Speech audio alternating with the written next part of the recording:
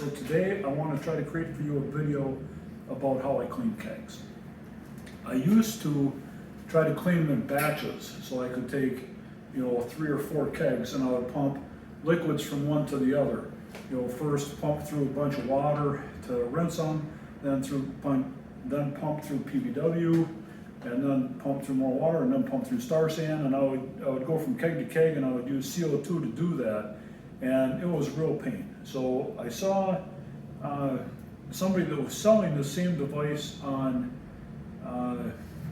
Facebook Marketplace. Obviously I didn't buy it, I just made one, but let me show you real time what I actually do. So I picked up an extra bucket from Menards, just a big bucket, and I mixed out some PBW and I threw that in there. I've already rinsed this particular thing, just dumped some water in it, swished it around, and rinsed it out. And this is what I made. So it's just a PVC pipe, so you've got where it's going to screw onto my submersible pump, put a T in it so I can go to both liquid and gas. And then a pipe that I drilled a bunch of random holes all around it, including on the top. I hope to be able to take this outside sometime. We're in Wisconsin, so we're approaching spring, so maybe soon, and shoot water through it just so you can see that this thing really pumps liquid. So I get this thing pumping, it's really going to go. So you just screw this baby on the submersible pump, and this is a quarter of horsepower that I picked up at Fleet Farm. I don't want to have it pointed that way. Okay, just drop that in a bucket. I cut the lid. You could do better than this, and I could pick up a new lid.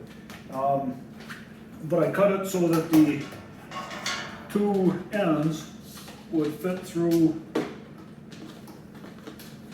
and attach to the kegs. Well, and I should really put this power cord through there too.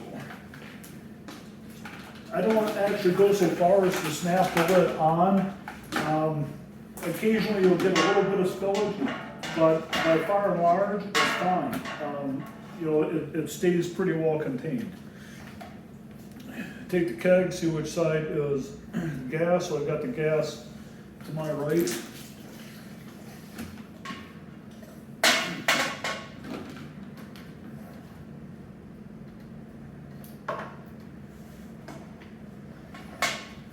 Gas, put on the liquid. And then once we kick on the pump on this thing, you can just let it sit here and pump PBW through it for as long as you want. Once I've done pumping PBW through it, I'll throw water through it for a good extended rinse, and then just a little bit of star sand. So we should be all good to go. Hopefully we won't get much splashing over this one.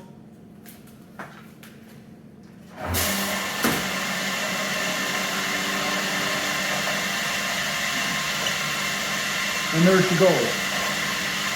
So now I can just let that sit there and run while I start rinsing out the next one. And then I'll put it on the same PBW, and then I'll switch to water. So it makes cleaning these things a piece of cake.